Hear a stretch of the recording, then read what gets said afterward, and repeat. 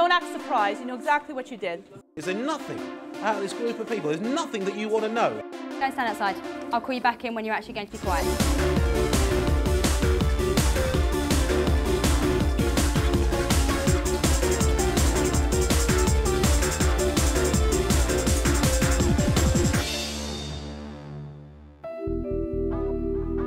When teachers say they are feeling stressed, what do they actually mean? And is it all just in the mind? In January 2007, Teachers TV went to King's Langley Secondary School to conduct a unique experiment to find the answers. Combining cutting-edge science with in-depth questionnaires, we examined the causes of stress and why some people just seem to cope better than others. In part 3 of Stress Relief for Schools, 3 top psychologists help us identify the best ways to shrug off stress, and so improve mental health. Having carried out research in over 80 different occupational groups, in my view, teaching is probably in the top 3 or 4 most stressful occupations, by far, no question about it. It would be lovely to say I could wave a magic wand or provide everybody with the magic formula to be laid back. For some people it's easier than for others. 80% of teachers say they are stressed, but one teacher at our school seemed impervious to any anxiety. Yeah, laid back on the verge of laziness. PE teacher James Dyson copes with pupils' challenging behaviour and silliness without batting an eyelid. Brendan, you can't do it in your socks. What do you think, dipstick? What do you think? Good use of humour there. Some teacher may have taken that the wrong way, they may have felt that was an issue they needed to deal with. He just deflected it straight away, got back to the job at hand. So what is James doing that other stressed teachers aren't? But first, from an evolutionary perspective, what is the actual purpose of stress? The stress reaction is actually a very good natural reaction to being threatened. And the idea is that when you are faced with a threat, you need to have lots of energy to deal with that threatening situation. This burst of energy comes in the form of increased heart rate, higher blood pressure, and other physical reactions that we can't consciously control. It's not necessarily such a useful response in the modern world because we're not being threatened by the same sorts of threats. We've not got saber-toothed tigers leaping out of jungles at us any longer, and often we can't use the energy in the way it was designed to be used. So it was designed to be either running away from the threat or fighting the threat or dealing with it in a high energy way, whereas nowadays often that energy comes shooting up and we're pumping adrenaline, and we actually have to control our emotions and look calm and look like we're still completely in control. You've got 5 minutes to get these filled in, starting from now. Let's go. There may be no saber-toothed tigers in your classroom, but it's still a very high-pressure environment. There's a big difference between the word pressure and stress. Pressure is stimulating and motivating, but when pressure exceeds your ability to cope, then you're in the stress arena, and that's not good news. And for one person who has good coping strategies, the pressure, just a little bit of just a lot of pressure, and they can cope with it up to a certain level. But if you have bad coping strategies, just a little bit of pressure and you're in the stress zone. So pressure is good, helpful, growthful, stimulating. But when it exceeds your ability to cope, then you're in the stress arena, and that's what you have to manage. There are differences in the way people respond to stress, and some people have what they think is good stress. They like a demanding job, they're curious people, they want, when they go to work, to be challenged and so on. But that same position for somebody else is bad stress. So start asking people. Can the way people see stress really help them deal with it better? Yeah, you can include yourself and include me. No one's asked me yet. When you have a problem in life, you can do one of two things. You can see it as a real problem, and the glass is half empty. You can see it and say, oh my God, you know, my relationship with my head is so bad, you know, he's dreadful, oh, always doing these things to me. Or you can do the opposite of that. You can see, well, my head is set X, and you know, there may be something in what he says, or I can reframe it in a way. I can look at it slightly differently. I can see it as a potential challenge. Glass is now half full, and it's about that attitude of mind, in my view, that's really important. And that seems to be one of the characteristics of PE teacher James Dyson. He sees the world through a brimming glass. Probably a big kid at heart. I get to spend all day playing sport and doing something that I really love doing with a group of young people who are more enthusiastic than any business that you could go and work in. And they love doing it, and seeing them get something out of it is really what drives you on. And if they're enjoying it, you're enjoying it. Where's the bad? Right, boys, we need one ball. I need all of you over here. Stop booting the balls around and stop disgracing me on TV. James's positive attitude has probably played a part in his low stress levels. But did all the other scientific evidence we gathered back it up?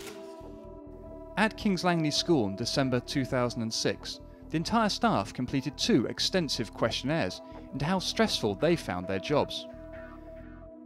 So what did the results reveal about James?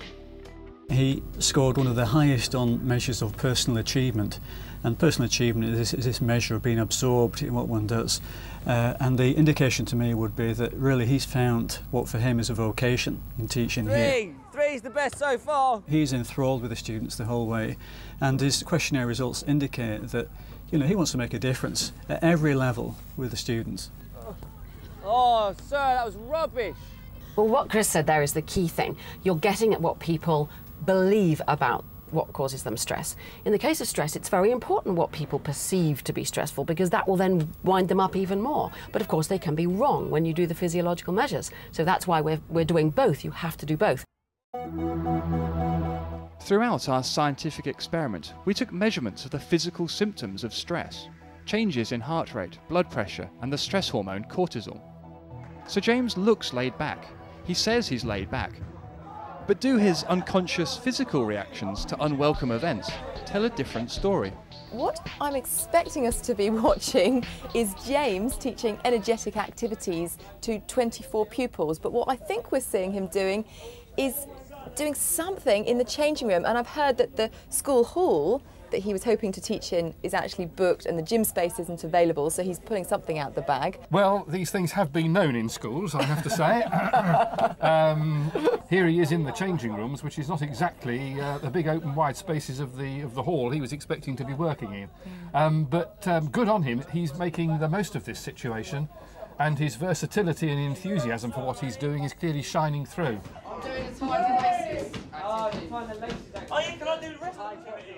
Have you noticed any changes, Chris? Physiologically, he's very stable, heart rate's that's impressively low rate, very envious. And despite the fact he's had this change and really has been thrown out of kilter, he's taken it in his stride so well. One of our other experiments involved early research into DNA to see if some people have a genetic resistance to stress. So what did we find out about James? James is one of the members of staff who has what we call a CC genotype, which means that he has inherited a disposition to be quite hardy or anxious resistant by nature. And actually this fits in wonderfully well with his profile in terms of coping, because he really does just not get off the baseline when it comes to any coping measure. He doesn't feel a need to cope at all. We've got a really good social network at school. The staff are friendly. So there's quite a few NQTs, younger members of staff, and we go and socialise, relax, unwind at the end of the week or Monday. Oh, 1-1. James himself thinks his reaction to stress is more down to nurture than nature. Got a pretty laid-back family. My mum and dad are both teachers, and who have very relaxed teaching styles, and they get on well with the pupils that they teach. Much of the way in which we cope with problems in life comes from modeling our parents, strangely enough. And if you have parents that are good copers, are much more laid back, you're going to adopt some of that kind of behavior, and it is very useful. On the other hand, if you have parents who are extremely bad copers, you'll probably learn from them as well. So part of who we are, our makeup, the stock of who we are, particularly our coping strategies, come from our parents. High knees out, 3 lots out. Some of James's colleagues assume his laid-back attitude means he isn't a dedicated teacher, but he's been concealing a secret. He works quite hard, actually. He always gives the impression of not doing anything, but he really does. Not kind of like a blind arrogance, but if you're confident in what you're doing and your lessons are well planned, and you know what you're going to do, so you control the things that you can, then if something happens, like the weather's bad or facilities are not in place, then that's out of your control. So you make do. The issue of control in workplace stress is really quite an important one.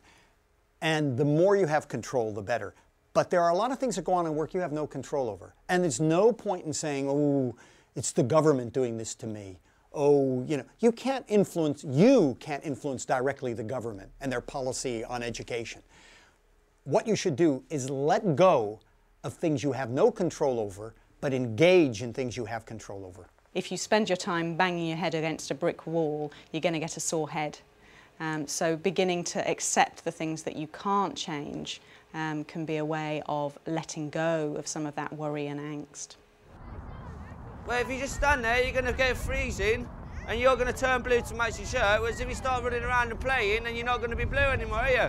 You get given the classes that you teach, so there's no point getting stressed by going, I've got Billy Bloggs in my class who's a pain, I can't believe I've been given this kid. You make do with it. And then once he's in your lesson, then you control the things that you can. So therefore you plan the lessons to fully interact and fully engage people, and therefore if you put your plans, your strategies and engage the pupils, then there's no reason or minimal reason to find stressors or get stressed within your teaching. Young teachers have very little control over their teaching load and timetable, but there is one thing that all teachers should have total control over. The biggest thing that a young teacher has got to do, or a person that's stressed, is to take control of themselves. And if they take control of themselves, they will see that the world will be different. If you could anticipate the kinds of issues, situations, and people that are likely to stimulate stress in you, it's very, very helpful. Self-knowledge is vital to stress management, and being aware of the things that life is going to throw at you is a similar vital element. You know that when X does that to you, it's going to create a reaction in you. You're going to get really angry and you're going to do things that are not adaptive. By knowing that and anticipating it, you'll stop yourself, you'll be a bit calm about it, and you'll think about your reaction more. So what do our experts feel can be learnt from James Dyson? The first step is to see that that could be you. You've got to do it by experimenting a bit. Change what you do, because what you'll find is that if you change your behaviour slightly, your mind will follow. The way in which you view things will change over time. There's no point in saying, here are the 5 ways in which you should cope with all problems. So if you have a problem with a student, these are 5 ways of dealing with it, with parents, with heads, with colleagues. There is no solution like that. There are some tips you can have, guidelines, but each of us has to find our own set of coping strategies. It's vital to find the things that work for you. There's no point in taking on somebody else's stress management tools and techniques, because they may not work for you as an individual. For more information on how to reduce your stress levels, go to the resources page on our website at teachers.tv/stress.